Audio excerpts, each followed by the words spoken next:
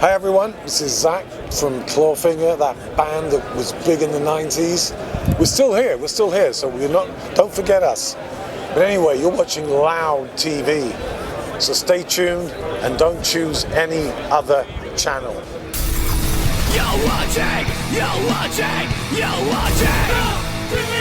You're watching, you're watching, you're watching. You're watching, you're watching, you're watching. You're watching. Yeah, we did a few tours in France with very little audience attendance. That I do remember. And we also did some of our funnest gigs on that tour. You said that you should bring your dogs. Yeah. So was it a lack of promotion, a lack of what? I think it was mostly a lack of popularity in France for our band. We have never been big in France, and that's completely fine. That's just the reality. You're big in different countries, and in some countries you have more following, and in some countries you have less.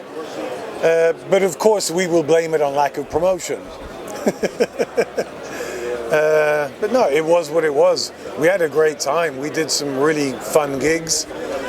Would we have liked to have had more people? Fuck yes.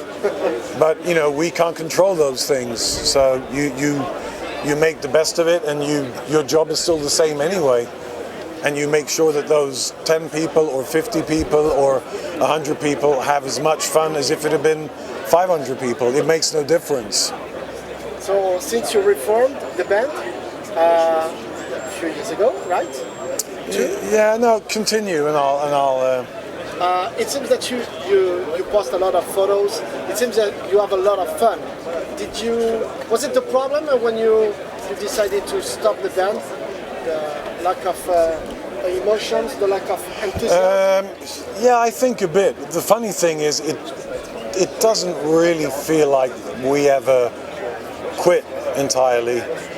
But that's because regardless of whatever we do in life, Clawfinger is always going to be a big part of us. I cannot get away from Zakk and Clawfinger. I don't want to get away from Zakk and Clawfinger, but I am reminded of it daily, regardless of whether or not we are actually playing. But I think back in like 2009, would it have been maybe? Times were changing. We lived off music for 20 years, and at that specific time, we got to the point where we couldn't make a living off it anymore. So we did what all people do when you don't have any income. You go and you find a job, that's just part of life. But of course that took away a bit of the charm. And then just, families and life. And once you have a full-time job, you don't have the time for a band anymore. And I think we'd also gotten to the point where we maybe felt a bit like we had done this before. And maybe it felt a bit like we were repeating ourselves just a little bit, which I guess looking back is nothing strange, because AC/DC have done that for like 200 years. Rolling Stones have done it for 300 years. You don't have to constantly change. It's all right to have your style. But there were a few different factors that played in, and those were some of them. But in reality, we only actually took about 1 year off, because I remember we said we're not going to play any festivals this year, and then we got an offer for the following summer from a festival in Switzerland with, I think it was Motorhead and some other bands, and we were looked at each other like, maybe we should do just like some one-off gigs. And then of course, as soon as you start playing again, you realize how fucking fun it is. Then you start saying yes to more festivals, and then all of a sudden you're doing like some short tours, and then we were never really done with it. We thought we were done with it, but we weren't really done with it. And I think that's like that's what it really was. We weren't finished yet.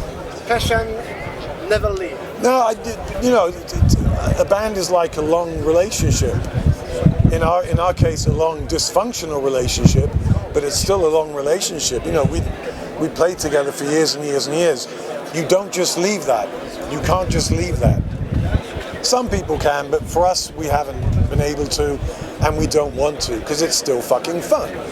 You know, it's that simple. So which job did you have? I work in a school. I run a junior club together with a colleague. And before the pandemic, I also had a recreational room with like football games and chessboards, but that hasn't come back since the pandemic, so I don't know what's happening there. Because I know, I work with kids, yeah. A lot of musicians from Sweden. I know. That's because it is still a line of work where there are more men than women, and it's still a job that is reasonably easy to get even if you don't have a proper education. I think those are two of the main reasons. There needs to be more people with things hanging between their legs, working with people. I told you that I'm a happy guy. I'm a happy guy because within a month I got an interview today with Body Count. Nice. Today with you, and 2 weeks ago with Biohazard. What a crossover scene. Yeah, it's like a fucking revival here. It is, yeah. no? It is. So both, not Clawfinger, but the other bands are from the USA. Yeah. You kind of did your roots are from the USA, the rap style? Well, I mean, it's inevitable because a lot of the great bands, not all the great bands, but a lot of the great bands out there do come from America, you know. So I think that's just part of it. It's ingrained in our blood and our hearts, all these great bands that we've grown up listening to. So of course we're going to be influenced by American bands. But let's not forget the Led Zeppelins and the Sex Pistols and all these bands as well, you know. Or the Skin Dreads, for that matter. One of the best fucking bands out there. So it's not all American bands, but even those bands I mentioned that are from England were also probably influenced by American bands. You know, and that's just the way it is. It's a big fucking vast country, you know. And a lot of good stuff has come from there, and a lot of shit has come from there. Yes, Trump is a good example of shit that comes from there. But you know, so yeah, of course we're influenced by a lot of those bands. But then we also bring our slightly Scandinavian touch to things as well, you know, and our own personal like flavors. So what about, and that's what music is. It's just a big melting pot of different flavors and tastes and influences. You know, that's what it's all about. Crossover metal was kind of new 30 years ago. Yeah. And how did you came with the idea of that? I mean, when we started writing songs and had become friends, there was nothing called crossover. It didn't exist. Bård and our then second guitarist, Erlend, came from Norway to Sweden with the dream of starting a band. They had previously been in metal bands. They ran out of money, started working in a hospital where me and our keyboard player and our drummer and our bass player were already working. So we became work friends. I came more from punk and rap. Our keyboard player came more from old school thrash metal and stuff like Nitzareb and Front 4242 and body music. And I think for that reason it became the mixture it became. You know, there was no master plan. It's not. We didn't sit down and say, "Hey, let's start crossover. Well, let's make a crossover album." We just mixed our influences together, and it turned into Clawfinger. It took a while. The early songs were pretty shit, but pretty early on, it was already a mix of those different things, you know. And then I just think we were lucky. We came at the right time when there was the music climate in Europe and even in America was very open-minded. And all these sort of alternative bands were popping up. So I just think we wrote good songs, of course, but I also think we got extremely lucky with our timing. The kind of timing you maybe only have once in a lifetime. And, you know, thank God for that. I don't believe in God, but thank Rod for that. Thank Rod Stewart for that.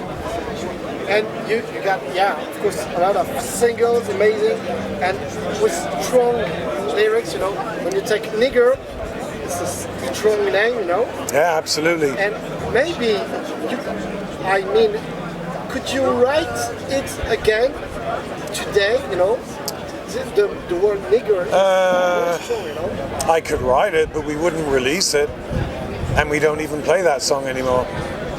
Really? No, we don't. It's just a matter of being respectful to the fact that times have changed. There's a new political climate. You've got the whole Black Lives Movement. You've got a completely different awareness, and out of respect for the way things are in the world right now, it's not the right song to play. And it's a much bigger issue than just a 3.5-minute song. So it's almost making it too easy, or making it too. It's too serious of a topic and a problem to let a song be more important than the big picture. So no, we don't play that song anymore. And it's not because we don't stand by it, because we stand by those lyrics and that song 100%. But it's to be respectful to the way the world is right now, you know. And maybe that's sad, but it's also the reality.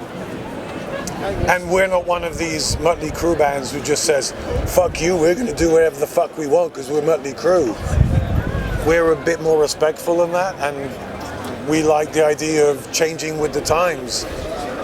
You know, yes, in our world, we're the most important band in the world, of course, but in reality, we're just a small, stupid fucking rock band.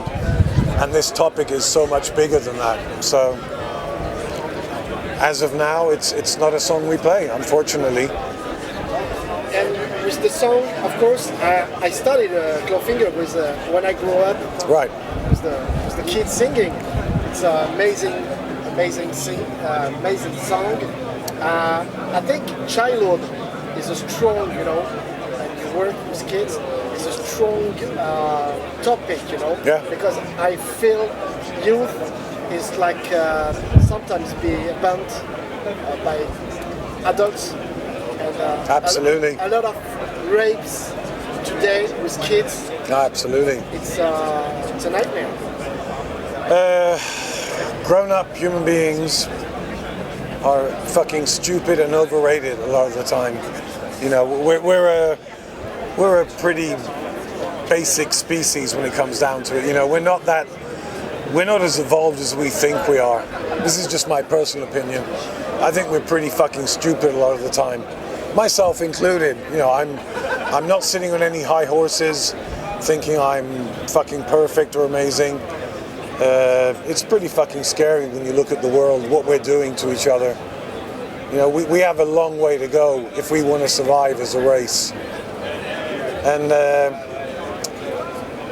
I'm not sure we'll be the last race standing on Earth, you know. I think the animals may very well outlive us. Have you watched the movie Idiocracy? Yes, I have. It's a most excellent movie.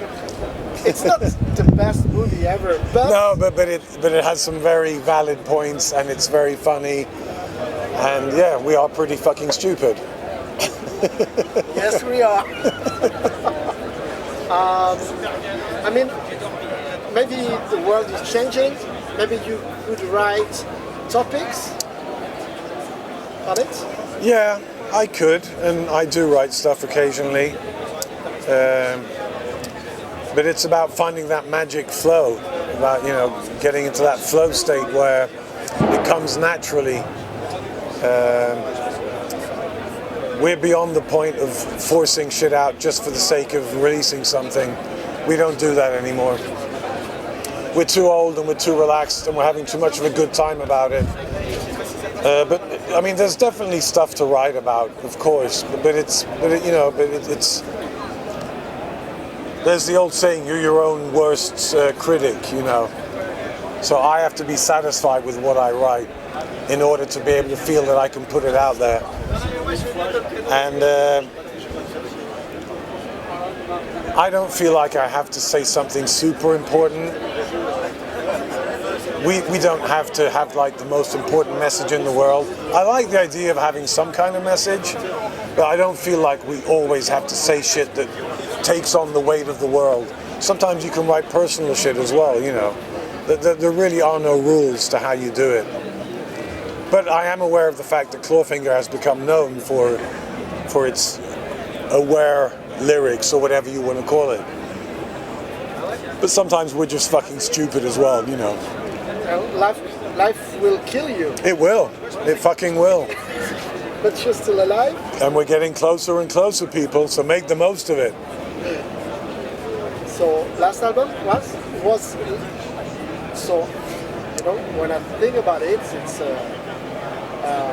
I need music from Clawfinger. Yeah. So, will you release something? Or? We have 5-6 songs in the pipeline that are in different stages of almost ready. Will there be an album? Maybe not. Maybe there'll be an EP. Digital or physical, I don't know. No, we have some new songs. It just takes time, you know. We work full-time jobs. We're slow.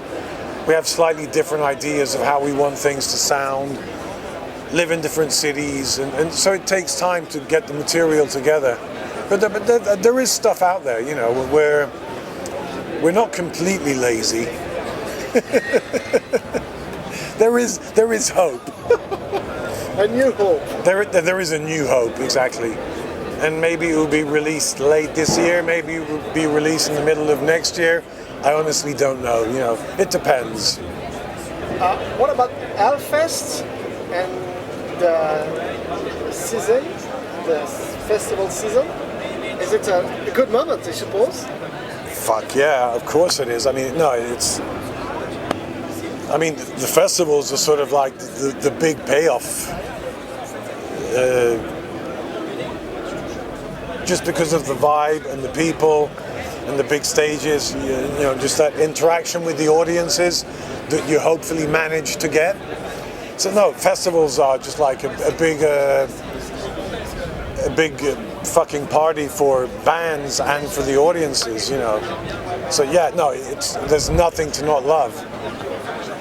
You come in, you play a shorter set, hopefully you do some dumb shit on stage, people do some dumb shit in the audience, you meet some other bands that you've met before, hang out with cool people. No, it's lovely, it's great, it really is.